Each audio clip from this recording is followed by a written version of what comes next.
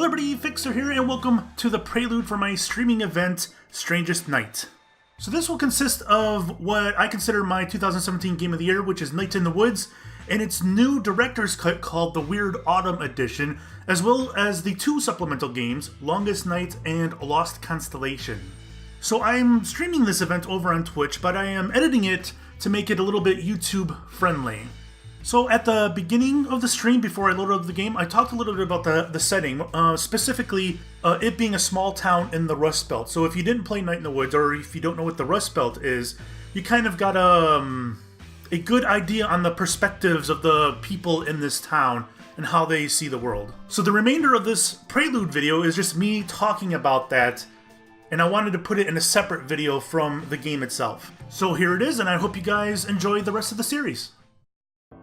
Alright, so just to give you guys like a setup to this story, if you're new to Night in the Woods, this takes place in the Rust Belt.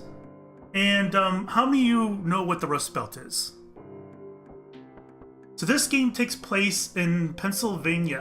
I don't think they outright say it's Pennsylvania, but I believe it's outside of Pittsburgh is the general idea where this game takes place, which is part of the Rust Belt. And if you know about the Rust Belt, you can kind of get an idea for what the mood and the tone of the game is. So here we go. This is the Rust Belt. This red part here, it stretches from upstate New York down into Ohio, past Indiana, Little Illinois, and into Michigan. This was like heavy manufacture area of the country, automobile and metals. So they would mine, this is the limit of the map, they would mine things like iron up in Wisconsin and the Upper Peninsula of Michigan. They would bring them down through the Great Lakes, through here, over to like Cleveland and Erie, and a lot of the metals were processed in this general area here.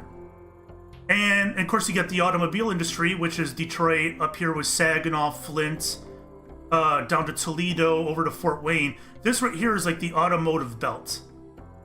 And so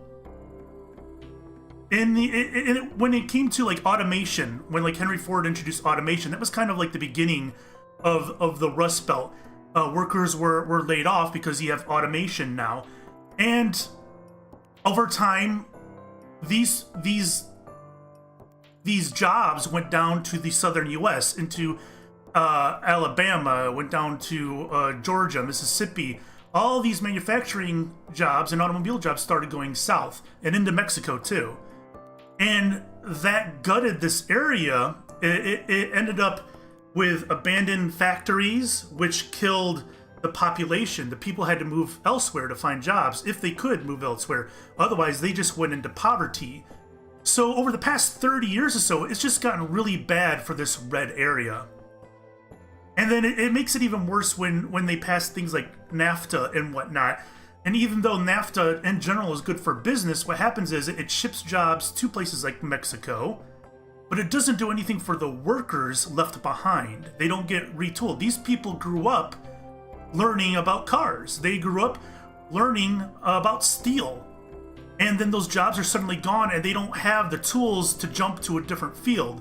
So this whole area has been suffering for the past 30 years because all the jobs are leaving. And this is especially true with Detroit, because they were suffered because of automation and because of steel. So specifically Detroit and Flint, they're probably the two most hurt cities in the Rust Belt. And then Saginaw up here as well. So all these jobs went south, and that's why you have the, what happened to Detroit over the past 30 years. So this is the Rust Belt. It's called the Rust Belt because everything's abandoned. There's abandoned factories, everything. It's all rusting over, so that's why it's called the Rust Belt. So this takes place, Night in the Woods takes place probably around right here. And this is a town that was affected by the same thing. By factories, companies leaving, companies going out of business because companies left. Because, you have General Motors.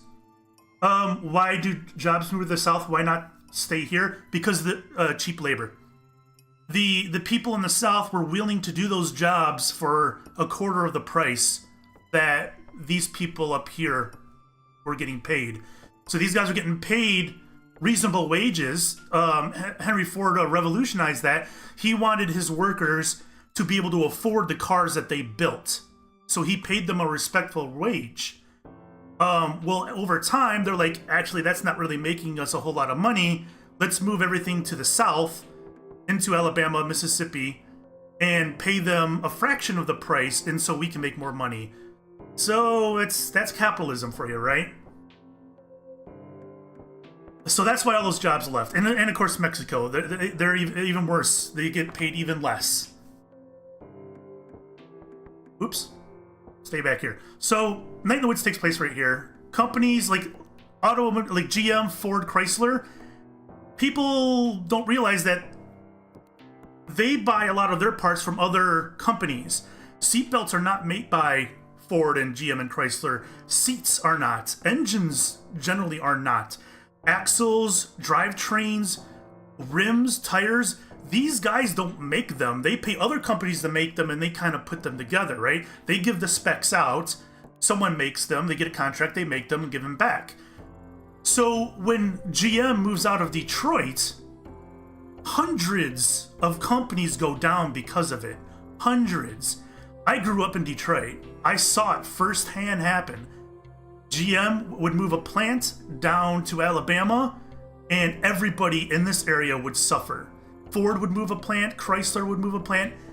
Companies go out of business all over the place because they all rely on that.